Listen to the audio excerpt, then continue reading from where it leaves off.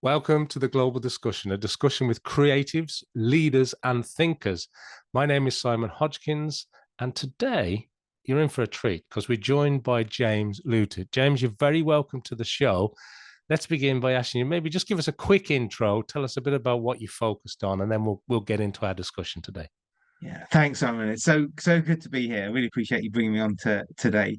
I'm really excited about the audience as well. Creatives, leaders, and thinkers, like people who've done stuff and got good ideas. Awesome. um, yeah, my background was kind of as a project manager and was in consulting. In 2016, I ended up in hospital because I was trying to lead my project with what I would call effort rather than impact, and it hurt. Turns out it's not a great way to do it. And while I was lying in the hospital bed, I had a bit of an epiphany, and it changed the way I think about myself, the way I work, and what I do with my time. And when I came out of there, I renegotiated my role and became the head of PM competency, project management competency for a big bank here in Ireland, and started to learn a lot more about how to do this stuff well, as opposed to just do it.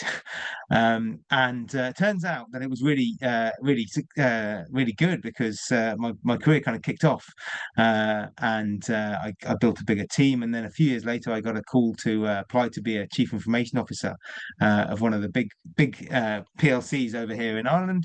And I didn't know how to do that. But I do have a growth mindset. So I went and bought 3 books on how to be a CIO, read them, and got the job. And then kind of put some of these things into play and actually was able to do some really good stuff with the same team that were there. Great people, but they were just running things in probably the wrong ways. And so the ideas and the techniques that I'd been teaching, we started to put in play. And then after that, I kind of went down to a 4-day week because the team started to stand up and started to think about, well, hang on a second, I think there's more of these problems out there in the rest of the world. And so I went and found an amazing cartoonist, and started drawing some cartoons and describing some of these ideas that I'd been talking about and thinking about. And at the beginning of 2023, I started this business. And now what I do is work with big companies all over the place, and smaller teams, helping them to not to follow the process in project management, because that's not necessarily the right answer, but to actually understand why they're doing the things they're doing, have better conversations about them, hold their other people to the difficult decisions and account. Yeah, it turns out there's a lot of us facing a lot of stress and a lot of pressure out there. So there's a big demand for what I do.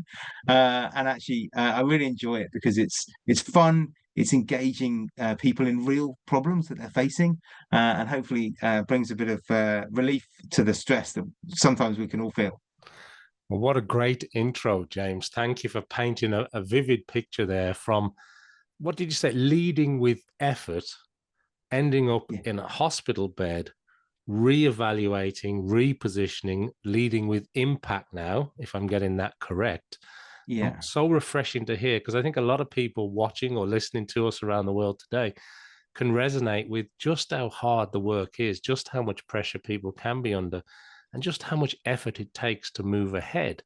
And to that, we're not just talking to somebody who's made that transition, but has wrote the book on it. And but for yeah, people listening to us, they may not be aware, but for people watching, above your right shoulder, there's a little book poster there about leading impactful teams, and I want to ask you about that. Let's talk about that straight away if we can, okay, because I think, and you can correct me if I'm wrong here, but it introduces this idea of viewing various projects through lenses, almost like a scope.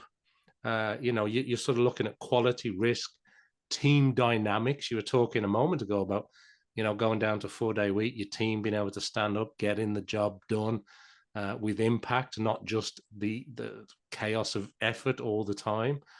And can you take us through a little bit about the framework? Could you unpack that for our audience and help bring a little bit about how this helps project leaders and other leaders develop what I'm going to suggest is this sixth sense of developing this sort of skill to meet these challenges head on before they actually arise and become this tsunami of a problem? yeah. So I was kind of looking for a bit of an analogy to explain thinking about projects and work and things. I think I was inspired by the Six Thinking. Is it Edward de Bono's Six Thinking Hats? I probably read that book, I don't know, 20 years ago. And I was thinking back, because I'd done my PMP and scaled agile and all these kind of complicated methodologies for following when you're running projects. And I would just say, I think we're all project managers. I think we're all change managers. I think we're all working with interesting people. And I think a lot of this stuff that comes from different angles can be useful to those of us, particularly actually who aren't labeled or haven't branded ourselves as project managers. And the idea was, okay, well, how do I boil it down to something simple that's memorable and people can actually use? So I reread a load of the books and I came up with 7 lenses, as I call. So imagine looking through the work that's in front of you through each of these lenses. 7 that align with what everybody else is saying, and 1 that I think requires a massive amount of extra emphasis because it's probably the thing that makes the difference. So the 7 that people will be familiar with from the world of project management will be scope, time, cost, quality, your team, your stakeholders, risk, which is what could go wrong. So those kind of lenses are really useful. But the one that I think most people miss, and particularly most organizations don't focus enough on, is prioritization. Actually deciding what we do and what we don't do now and in the future. And I think bringing that as a lens into what we do is where sometimes that sixth sense comes on top of those other ones. That ability to say, hang on a second, I've got a low value, high effort thing going on over here.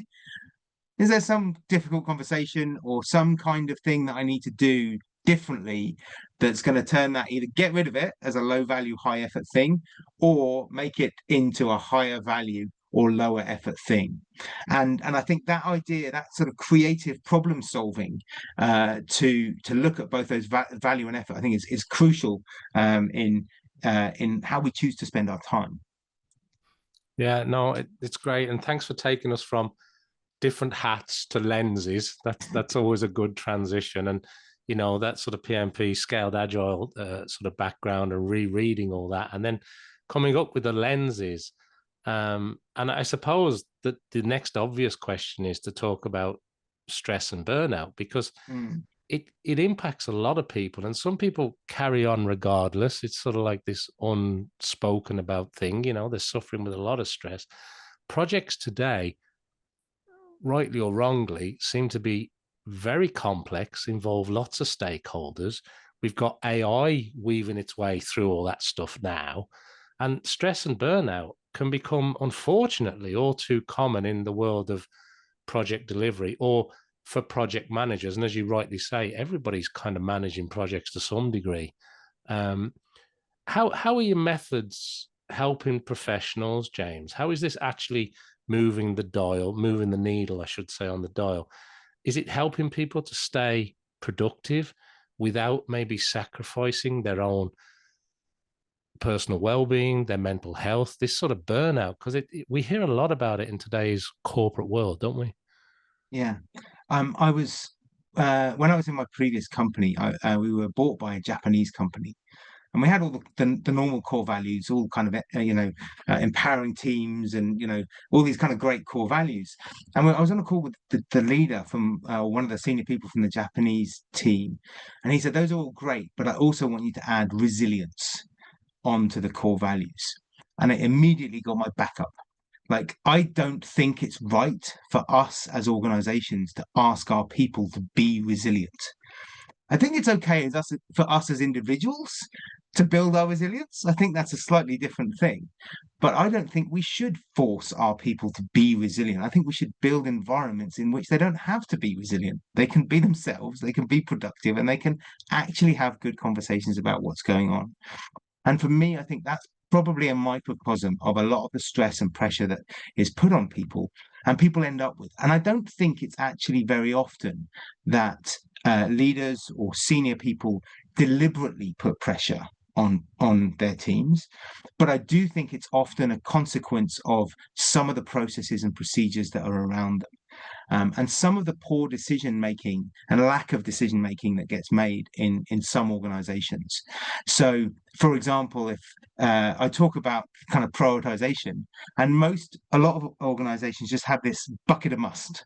Everything is a must, and like you've allocated as a must, so it's a must, right? And nobody's actually making any decisions between this thing is more important than that thing, which is more important than that thing. And I think if you can explain that in good ways to senior people, or if you are senior people, get your team to explain it to you and force you into a decision, then actually all of a sudden you can start making these decisions about what does get done and what doesn't get done in a transparent human way that allocates the resources, time, money, whatever it is, to what we actually are going to get value from, and explicitly excludes the things that should be below the line and we're not going to get value from. And I think allowing that conversation in organizations is so important, because in too many places, there's just this sort of expectation that we can do everything. And even if we could, we shouldn't. Like, there's some low value stuff there that we shouldn't be doing. So I like to unlock those conversations. Yeah, thanks for cutting through that, because while I love the must bucket, everything is a must. I often say, if everything's a priority, nothing is a priority, right? And everything seems to be creeping up that must or priority scale. Yeah. And also, you started off talking about something that I didn't want to lose, which is really important, that sort of not to-do list, because everybody's got to-do lists as long as they're armed, whether it's on a written piece of paper or in an app on a smartphone or on their computer. But maybe focusing on what you don't have to do is probably as equally important, right? Yeah, one of the things, some people come up to me and they sort of say, James, yeah, I like what you're saying. I've just learned how to say no, right? So like they kind of going into these conversations with this idea that no, like, hang on a second, I'm senior now, I'm just going to say no to things. I don't necessarily think that's the right word. I think it's the right mindset, but I think it's not quite the right word. I would rather either use the word why, so I can understand why that's an important thing to someone else. And then I'd also like to understand, where does that fit on the priority list, right? For this team or me or whatever, the whole organization. And what's it above and what's it below? And all of a sudden you're like, well, it's above that thing and it's not below. Oh, it's the same as that. No, equals. And I'll jump in and say, no, you need to make a decision. Which one is it? That one or that one? And I think forcing people nicely into a prioritization decision is often a way that you can actually reduce a lot of the stress that ends up on teams. Yeah, I love the prioritization decision, and turning no's into why's very powerful. Thanks for sharing that. Now, talking about business as usual, you've been not only recognized for the work that you do, but as a PMI project professional. But with your new lens on this world, what do you think today would truly set a project leader apart, make them more impactful? And how can people develop these qualities and not get on this sort of hamster wheel of burnout and stress? Yeah.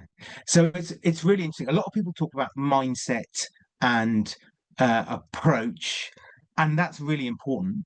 I like to talk about tactics. Right? How should I run this meeting?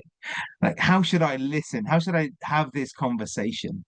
So for me, I think there's plenty of people out there, and lots of amazing people talking about, how we should think about ourselves and our teams, and empowerment and all of those things. A lot of which I do agree with and do cover in the book. But for me, I want to be given a toolbox, right? I want to know, okay, hang on a second, I've got a project how do I start my project? So I teach a technique called the SAVE technique: silent writing, affinity clustering, vote, and then execute. And that's a really powerful technique that's kind of come together from a few different places. Often, like in the world of design thinking and post-it notes, there's some good things. But bringing that together and saying, now use that to go to the team and say, okay, silent writing, guys, what's involved in this project? And now you've written it all down and you've got all the things. Okay, now great. Now let's cluster them and find the things that are important, and uncover all of the risks and the assumptions that we're making as we go through that process. And now let's prioritize them. You can do that using value and effort, which is a big part of what I teach. But you can also just vote for them, right? Sometimes just a democratic, this one's the most important or this one's the most urgent. That's okay as well. And that goes from like just a meeting, right? A room full of people into a prioritized list of what we need to do on our project in about an hour. And it's really powerful for starting. And I think things like that, when you have a technique like that, that allows you to get going almost in any organization with almost any team, then actually the tactics can create the leaders. And yes, there's lots of good things that you can build off that. But if you don't have the tactic in the first place, you're just sitting there listening to somebody pontificating about one of the things that they think, and you've wasted the hour. And I Yeah, think that's something that is worth thinking about. yeah, it's kind of the theory and then the tactics, right? And the tactics seem to be the thing that helps you progress, start the journey, make a decision, get things done. So yeah, tactics very important. I want to come back if I can as well to you were talking about resilience there and your views on that as a value. But the sort of question that sort of fits into this, I think, a little bit is in the work that you're doing, you're empathizing, aren't you, with what's, I suppose, human empathy and collaboration to get things done. But we've got things like emotional intelligence as well, haven't we, when it comes to project success? And are there some sort of practices you can share or that you recommend for building more, how would I say, empathetic type teams? Because there's a bit of a shift here in terms of getting things done as a team, having human empathy, and just piling more work on, right? Yeah. So my wife is incredibly empathetic. She's amazing. Like the kids come to her with whatever's going on and they get the empathy. Like she knows it's just in her bones. I'm not. It doesn't come naturally to me in the same way that it comes to her. I know that it's important. I kind of intellectually know that I should be empathetic, but it's not a natural thing that comes to me. So when I was starting off my career, I read Dale Carnegie's book, How to Win Friends and Influence People. And a lot of the little, again, very tactical things like smiling and using people's names and being genuinely interested in what they're talking about, those are behaviors of an empathetic person. And while it's hard to change your own EQ or emotional intelligence, it's not that hard to change your behavior. So actually, in the moment, oh, James, stop talking, start listening. And I'll even sit with my finger over my lips at times because I know it's important to let someone else speak and understand the world from their perspective. So I think the fact that I find it hard makes it easier for me to teach those tactics to people who are often even more, more empathetic than me naturally, but the tactics are useful. And you obviously drive that sort of through the training, but it's right to say, isn't it, James, that people that are listened to and actually feel as though they have a say in something, they sort of care more, they contribute more, they feel more part of the team, right? Yeah, I often get asked the question, how do I get buy-in to my thing? Right. So whatever someone's comes to me and they're like, oh, James, you know all about project management. How do I get people to buy into my thing? The answer is don't make it your thing, make it our thing. You need to get other people's input. If you're just telling them what the answer is, then you're imposing your view of the world on them. If you ask them, and again, using silent writing and post-it notes and things like lean coffee, which I describe in the book, these things give them a chance to put their ideas into the mix. And then you can understand their ideas. And guess what? You might learn something. You might end up with a better thing than just what you'd come up with. But even if you don't, you're much more likely to have their support for the thing, and they might listen to your ideas. And I think that behavior, even if it didn't change, and it actually mostly does change what you end up doing, but even if it didn't, it's valuable because I don't necessarily understand all the nuance and thinking that somebody else has put into something when they're trying to roll it out at me. But if I get involved and I'm part of building it, then I'm much more likely to understand it and therefore be behind it and therefore help it be successful. Now, look, you've whetted the appetite with the term lean coffee, right? Yes. So just share a little bit more about that, will you, James? Yeah, lean coffee is brilliant. I came across it a few years ago, and it's one of these things. So, like, the water cooler conversation, right? The kind of whinging or the I don't like that thing that's happening in the background that the leadership team doesn't know. It's not on the risk log. It's just noise in the organization. So lean coffee is a great way of bringing that noise in the organization to a place where you can actually see it and deal with it. So what you do is you ask a question. So it depends on the question that you ask. But let's say you want to say, what's working well, or you could ask what's not working so well. Nice broad question. And let's say you've got 10 people in a room. You give everyone a post-it note and a pen, and they put down one thing that they would like to talk about. So give them a minute to actually think about it and write something down. If you've got 10 people, like, everybody has to put something down. And then what you do is you take those post-it notes up to the front of the room and you put them on the board. And then everybody stands up and kind of stands and looks at everybody else's questions. And they all have a pen and 5 votes. So you get 5 little dots. And if you want to, you can put all 5 of your dots on your thing. If you really, really want to talk about your question, give it the 5 votes. That's okay. And everybody could do that. It never happens, actually, because what happens is someone else has come up with a better question that you're actually more interested in. So then you spread your dots around, right? 2 on that and 1 on that, 1 on that, and 1 on that, or however you want to do it. And then the facilitator just adds up all the dots. And now you've got that wonderful thing that I was talking about earlier, a prioritized list, right? The thing that most people want to talk about, and the second and the third and the fourth and the fifth. And then what you do is you set a timer, right? So you put them on the board. If you want to use a Kanban board, you can just write to do above the big list, doing as the next word, and then done. I like doing that because I like to teach people how Kanban is. It's the simplest project management tool. And then you take the top one across and put it in the doing thing. And then you go out to the room. Okay, whose question was this? And they introduce the topic. And they know it's a popular topic because everybody else voted for it, right? So they know it's something that everybody else wants to talk about. So we're not now in this kind of like, I'm embarrassed and I've raised it situation. It's like, this is a general one that everyone wants to talk about. So you set a timer. 5 minutes, 7 minutes is often enough. They introduce the topic. If I'm in a training course, I'll then give my view on it. If I was in a leadership meeting, I would probably wait till last to go and share my ideas. But it depends on the dynamic. And you all have a conversation about this. And then the timer goes off, probably in the middle of someone talking about something. You let them finish their point. Like, don't be rude about it. But then everybody has to vote. So they stick their thumbs out, Roman gladiator style. Like, thumbs up is keep talking. To the side is I don't know, I don't want to vote. And down is that's enough, we move on to the next thing. Right? And majority rules. So then if everybody still is getting value from this conversation, you go for another 5 minutes. If they're not, great. You move it across into the done column, which is amazing. You go, oh, I love doing things. We had a good conversation. And you move the next one across and go again.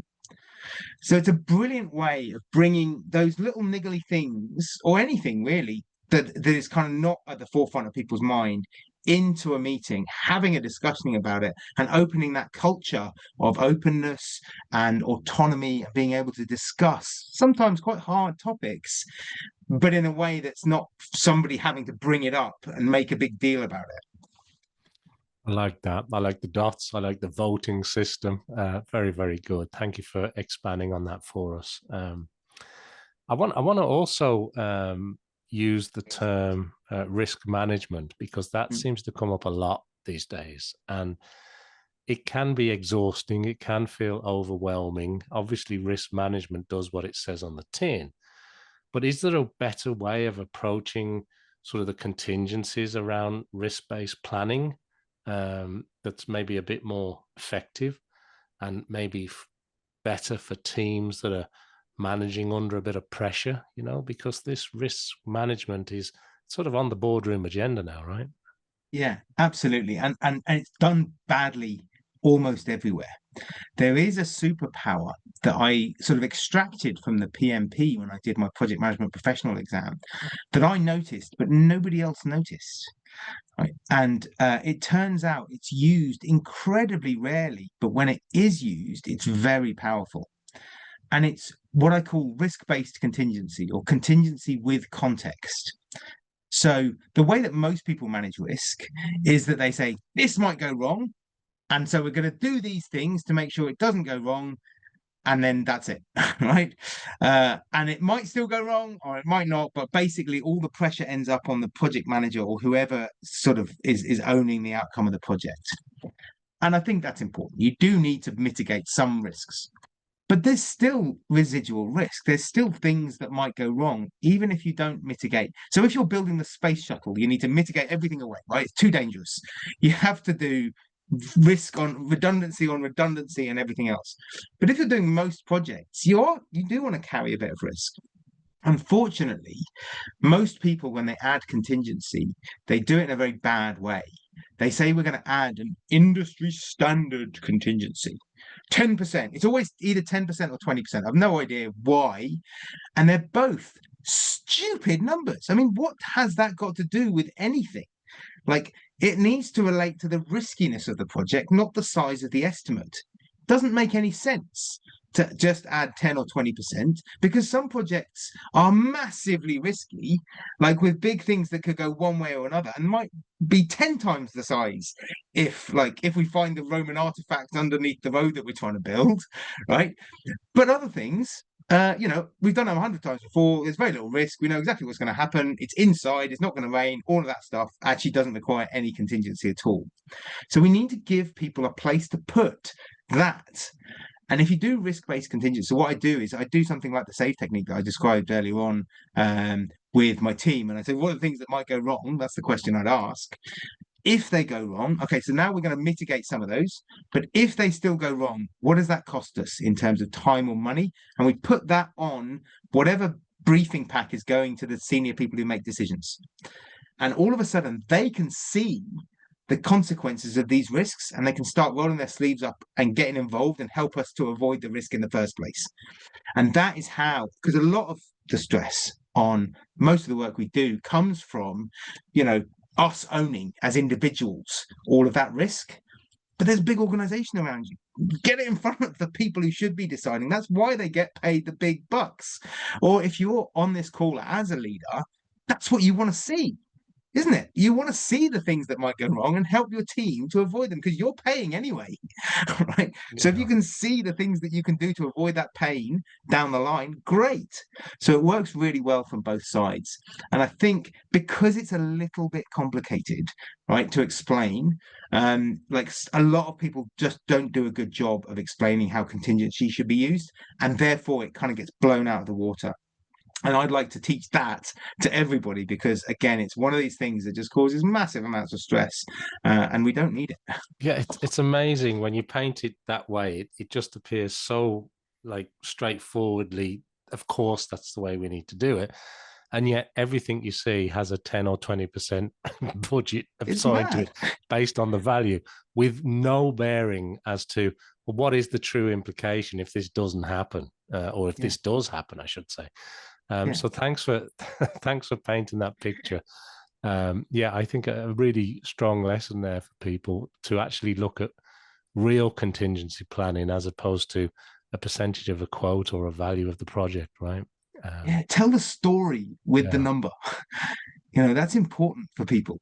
They can understand it. And you don't even have to do the actual contingency plan. You gut feel it, right? You're getting directionally correct is good enough here, right? Just a number or this is 6 months extra, that's going to focus people's minds, and you'll get some help.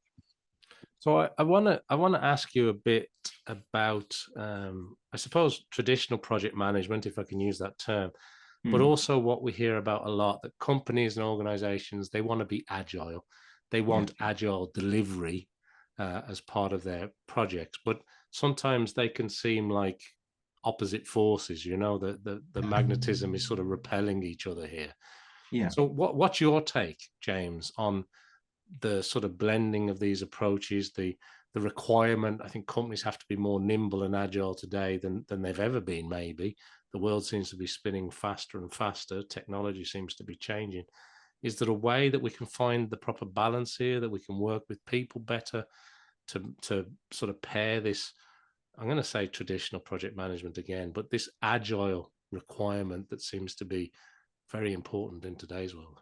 Yeah. In the world of IT, agile is a specific, quite technical thing, and actually kind of refers to, for most people, refers to a methodology called Scrum or Kanban. But it's a kind of mindset thing. But it is a way of working.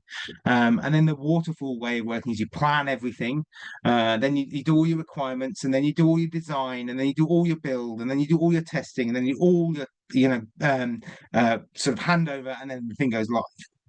Right, all in big chunks. And the difference between the two is the size of the chunks, right? A waterfall project, the chunks are very, very big.